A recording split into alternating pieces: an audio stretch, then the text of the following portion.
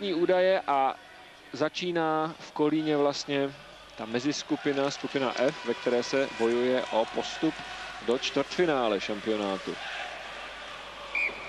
Hned po 7 vteřinách puk mezi novináři. Když se díváte na Richarda Pavlikovského, obránce, kterého jsme mohli v této sezóně registrovat v Havířově v naší extralize. Slováci mají na ledě první útok vedení Ladislavem Naděm s Richardem Zedníkem a Mariánem Hosou na křídlech. Všechno jsou to výteční hráči, všichni tři působí v NHL. Za nimi Zdeno Chára, nejvyšší muž tohoto mistrovství, a vedle něho Richard Pavlikovský, ale pozor na první nápor. To byl Vadim Slivčenko, který se dostal až před Pavla Rybára. Slivčenko rychle dostal krásný křížný pas a snažil se prostřelit Rybára pod nohou, málem se mu to povedlo. Teďka ze záznamu určitě uvidíte, kdyby se mu podařilo trefit blíž ke středu mezi betony.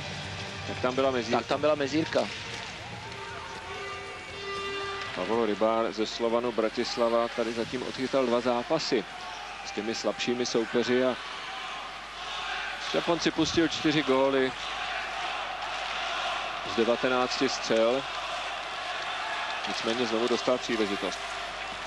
Druhý slovenský útok, který vede nám dobře známý Petr Pucher, a je tu první gól, který dává právě Petr Pucher. Ještě v první minutě po 59 sekundách se tedy prosazuje slovenská reprezentace a vede 1-0. Tam výborně zapracoval Oršák, který vybojoval ten puk v rohu a přijel mu tam Petrovický na pomoc a našli úplně volného Puchera před brankou. Ukrajinci trošku zapomněli bránit. Pucher na podruhé, protože tu první střelu ještě ukrajinský brankář dokázal zlikvidovat. A vidíte, po 59 sekundách dává Pucher uklidňující gól. Je to vůbec snad nejrychlejší gól zatím na šampionátu, ale to bychom se museli podívat. A jeden z nejrychlejších určitě. A Pucherovi se tady daří, je to už jeho 3. gól na šampionátu. Ale zápas pokračuje, Slováci začali s velkým nadšením. Mají na ledě útok, který vede Miroslav Hlinka s excelentními křídly Pardavým a Bartošem. Janko Pardavý ještě čeká na první gól na šampionátu.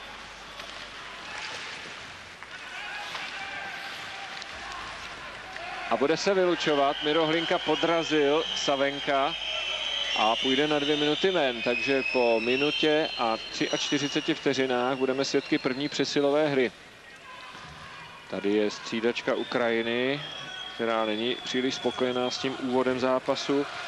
Na ní jako hlavní Anatolij Bogdanov, bývalý hráč Sokola Kyjev, který trénuje ve Finsku druholigový tým. No a tady Jan Filc, známá osobnost. V loni po Petrohradu národní hrdina. A tady Miroslav Hlinka, který oslabil svůj tým, a podíváme se, jak Ukrajinci budou hrát přesilovku. Robert Petrovický tam pracoval v hloubi útočného pásma, ale teď už podle protokolu domácí Ukrajinci. Znovu je tam ten šikovný Slivčenko, v centru Chrystič, na druhé straně Salnikov. Dmitrij Chrystič rozehrává.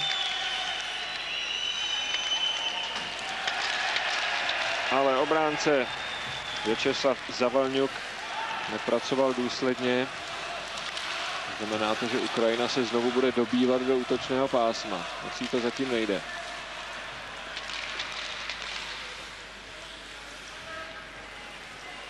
Minuta z přesilovky je pryč.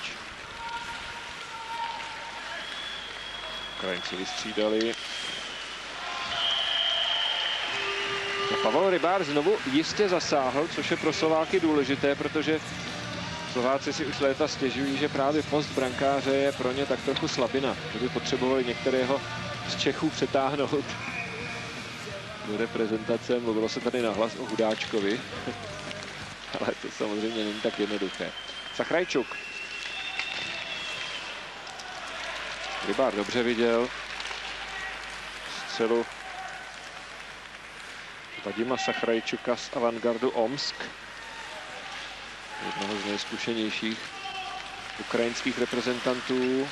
A Ukrajině se zatím nedaří dostat se na delší dobu do útočného pásma. Slováci se brání zkušeně, navíc Ukrajinci mají zajímavý, nevím, jestli to je nacvičený signál, ale v podstatě v útočném pásmu se octnou 3 hráči na modré čáře. A to v přesilovce je trošku zbytečné, chtělo by to, aby jeden z nich si sjel před bránu a snažil se tam tečovat nebo stínit Rybárovi. Taky všechny střely, které na Rybára šly, zatím měl velice odkrytý výhled. Ukrajina dohrává přesilovou hru. Má na ledě útok, který vede Vasil Bobrovnikov se Savenkem a Oleckým na křídlech, ale puk znovu ve středním pásmu, tam dobře zapracoval Orsák, pardon. Z nejlepších hráčů švédské ligy, tomu se ještě určitě dostaneme. No a Slováci mohou už v plném počtu zaútočit. Orsák, ale obránce Ostrouško.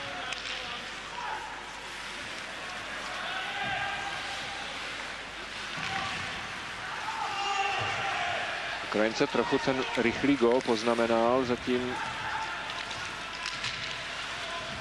působí trošku rozhádaným dojmem na ledě. Miroslav Hlinka na Zdena Cháru. A tady je dobře postavený hráč. Střílel. Mezej tam spoustu obránce si krásně sjel a dorážel ten puk.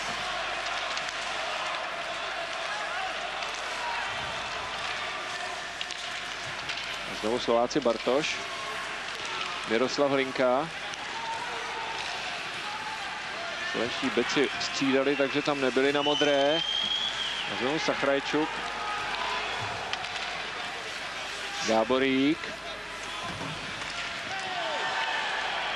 A bude se vylučovat na druhé straně. Rozhodčí Kurman po faulu na tohoto muže, 19letého útočníka Minnesota Wild. Vylučuje ukrajinského hráče. Po 5 minutách bude na programu první komerční pauza. A tady vidíme vyloučeného jejím Oleg Polkovnikov, obránce Dynama Moskva. Tady se opět ukázalo, že obránce nestačil bruslit s útočníkem a musel si pomoct nedovoleným zákrokem. Ještě jednou jsme viděli šanci Branislava Mezeje, také velmi mladého 20letého obránce, který se dostal do výběru trenéra Filce. Hraje v Zámoří nižší soutěž a je teprve po 5. v reprezentačním dresu. Podíváme se na přesilovku Slováků. Nasazená je 4. řada. Gáborík, Somík, Cíger.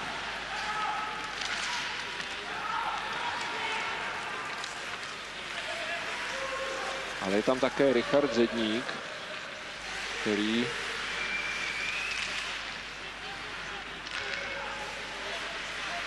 jistí situaci u modré čáry, to je ten muž s číslem 20. Tam je obránce Pavlikovský, Chára svými 116 kg rozráží obranou zónu soupeře. Cíger, Chára, ale ten byl v postavení mimo hru. Ten krok přišel o vteřinku dřív. No a tady je nejvyšší a nejtěžší muž Zdeno Chára. Od Slováku je velice rozumné poslat Cháru rozrážet ten obranný val před brankou. Škoda, že se mu nepodařilo k tomu odraženému pouku dostat rychleji. Tady vidíte, že už se chystal zasunout puk do prázdné branky. Slováci vystřídali, teď jsou tam vzadu Štrbák a Sekeráš. To je velmi dobrý obránce na přesilovku. Předu je Pucherův útok s Orságem a Petrovickým na křídlech. Ale ani Slovákům se zatím nedaří tolik přesilovka. Martin Štrbák, jeden z velkých objevů naší extraligy. A Pucher se krásně protáhl po pravém křídle.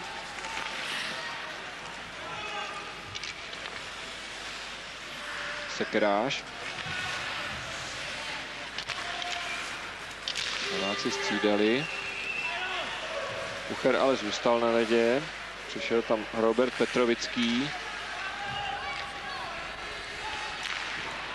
A je tu druhý gól. Právě Robert Petrovický propálil od mantinelu ukrajinského brankáře, který mi nepřipadá nějak jistý, ovšem je otázka, zda viděl dobře na tu střelu. Trošku to vypadalo jako chyba brankáře, takovouhle střelu z úhlu by měl lehce vykrýt, pokud zřejmě nebyla tečovaná, a nebo mu nestál někdo ve výhledu, tak to je vyloženě jeho chyba, ale zdálo se, že měl výhled odkrytý, nikdo před ním není. No, Slováci, myslím si, ten úvod zvládli velmi dobře. No, Konstantin Simčuk sice viděl, ale přejižděli mu tam dva hráči, čili možná v tom rozhodujícím okamžiku neviděl, jak se Čepel vole dotýká puku, a nakonec ta střela prošla.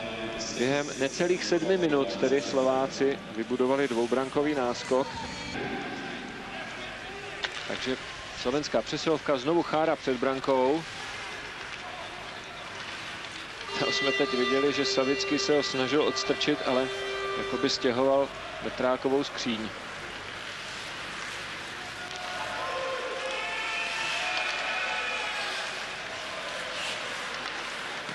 V brance Lindner hledá Skulinku na modré.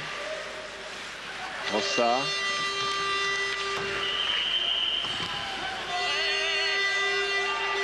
No a rozhodčí znovu ukazuje, že bude vylučovat. Tam se Lazarenko ještě dohaduje s Hossou, ale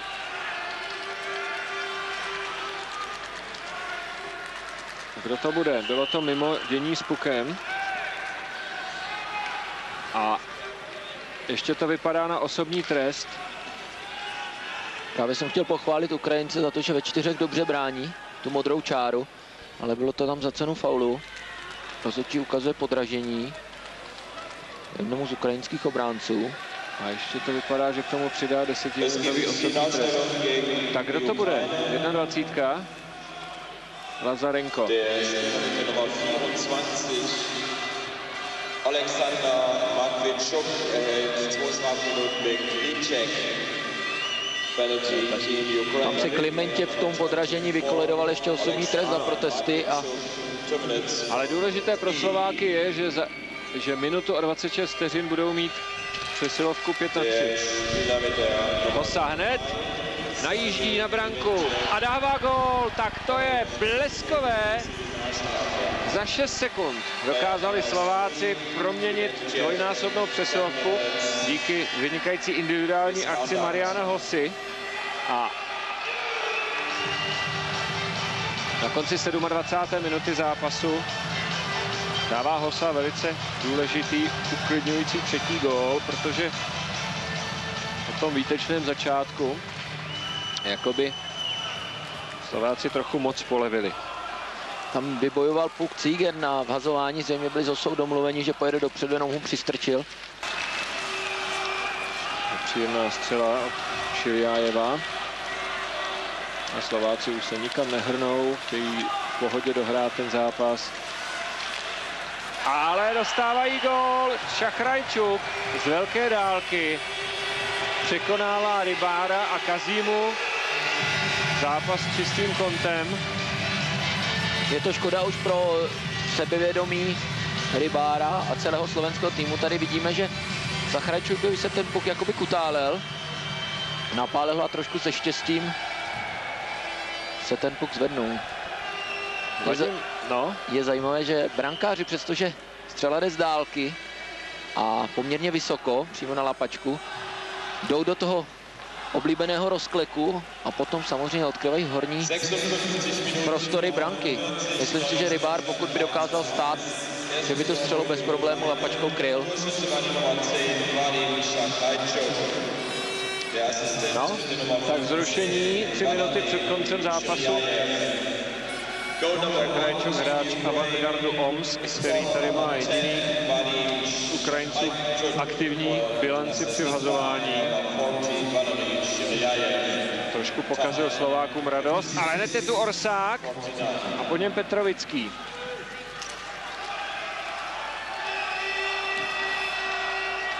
Tam se dostal do potyčky Petrovický.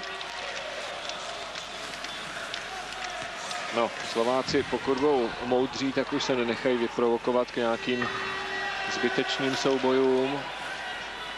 Ale teď tam Petrovický tvrdě bojuje s Klimentěvem a už to samozřejmě rozhodčí nemohli nechat jen tak. V tomto střídání to začalo trošku na ledě jiskřit. Oršák se tam zase dostal do potyky s Netvičukem.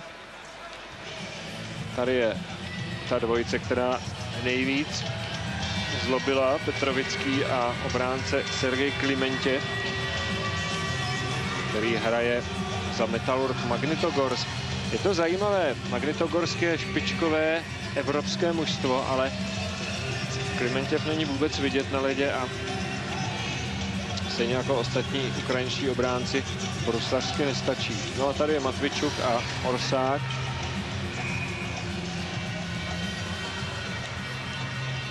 Rozhodčí Turman už to nechal bez trestu, tyhle ty půtky.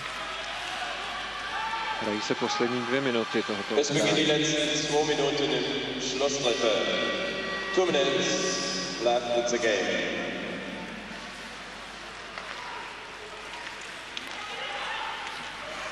Nedorost.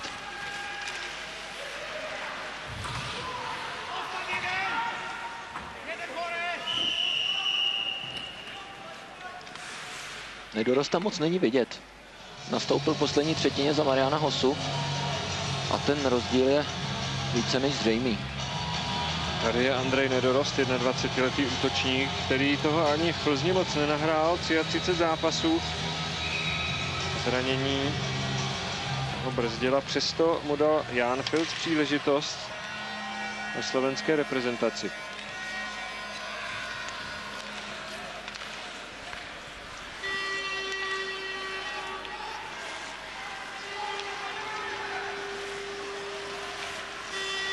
Tak ještě Širjájev a bude se ještě vylučovat. Širjájev byl zedníkem zahákován a tak Ukrajinci budou posledních 84 sekund hrát přesilovku. No, za stavu 3-1. Z toho ještě může být ne snad drama, ale určitě pro Slováky komplikace. Tady je zákrok Richarda Zedníka, Strafzeit gegen die Slowakei. se o letek do Washingtonu stěhoval do Montrealu. Ukrajinští trenéři si Penalty team Slovakia. vybrali oddechový čas, zřejmě se ještě pokusí zvrátit vývoj utkání, možná odvolat brankáře, hrát přesilovku 6-4. To by pro Slováky byla velmi nepříjemná změna, kdyby ještě tohle Vzhledem k dosavadnímu průběhu přesilovek Ukrajinců bych typoval, že spíš Slováci potvrdí ten vývoj zápasu gólem do prázdné branky, ale nechme se překvapit.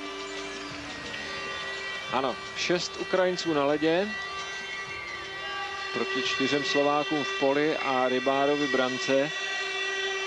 Tak, je tam samozřejmě Chrystič, je tam Slivčenko. Na vhazování střelec jediného ukrajinského gólu Šachrajčuk. Vzadu Klimentěv, vedle něho zkušený Širjájev. Cíger byl vykázán z vhazování a je možná trošku netakticky, že Slováci tam nemají druhého středního útočníka, takže na boli je Orsák. No. Dlouhá hůl Zdenka Cígera. A Ukrajinci to zkoušejí znovu. Jednoduše postavení mimo hru. Slivčenko byl v útočném pásmu dřív než ta žabička. Simčuk se vrací do branky. To je logické, protože se bude vhazovat na polovině Ukrajinců, dokonce v jejich obranném pásmu. A čas utíká, už jenom 69 sekund. Slováci asi nemusí mít strach o osud utkání.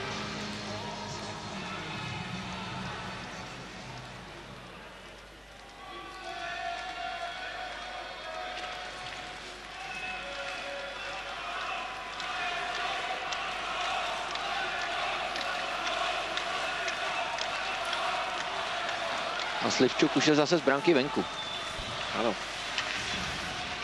Ukrajinci to ještě přece jen zkusí. Ale Chára po mantinelu, po prknech, jak říkají hokejisté, až za branku. Širjájev jako nejzkušenější rozehrál. Ale Ukrajinci nekontrolují puk. To znamená, že se připravili znovu o pásmo. Tam Štrbák nekompromisně odpálil puk.